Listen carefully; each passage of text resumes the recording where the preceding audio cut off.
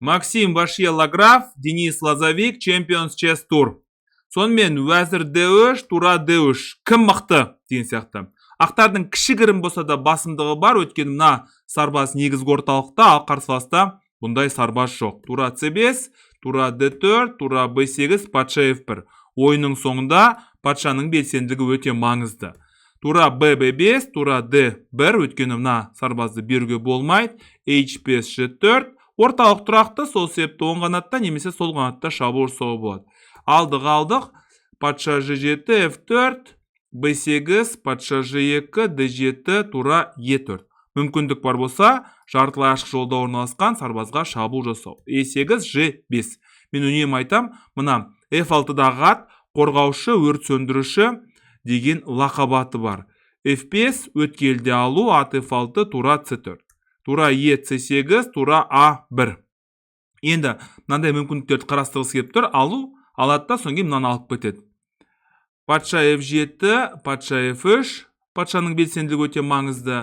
C7, E2, D3, E6. Енді мына негізгі орталықтағы айтқандай, бұл сарбаз оларға кедергі жасап тұр, сол себепті көзін жоюға тырысады. Алдық, енді мынау оқшауланған сарбаз, мынау оқшауланған сарбаз. Қарсыласта екі мынандай осал сарбаз бар, бізде бар болғаны біреу. Шах, C4 және D5, шах және тура E2. Әрине қомағалар қатарын қорғау керек, C2-дегі сарбазды беруге болмайды. D6, G1, енді мына оқшауланған сарбазға шабуыл жасау. Бұлай алдық және ат D7. Біріншен патшаға шабуыл жасаймыз, екіншен мына тураға шабуыл жасаймыз, қос соққы. F5 алдық, F4 және E6. Мына 8 аяқты сіздер өте жақсы білесіздер. Патша F5, ат C7 қомағалар қатарына кірді. G3, патша D4, патшаның белсенділігі өте маңызды. Үнемі бұны қайталай берем.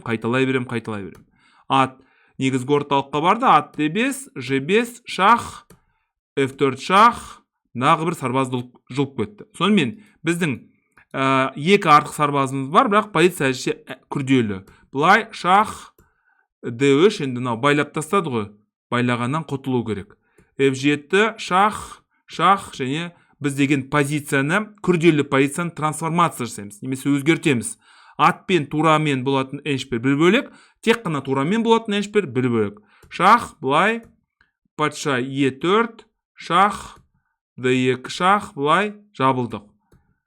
Бардық, соңген C3 шах, және шах, патша D3 шах, C2 шах, бұлай, C3 H4.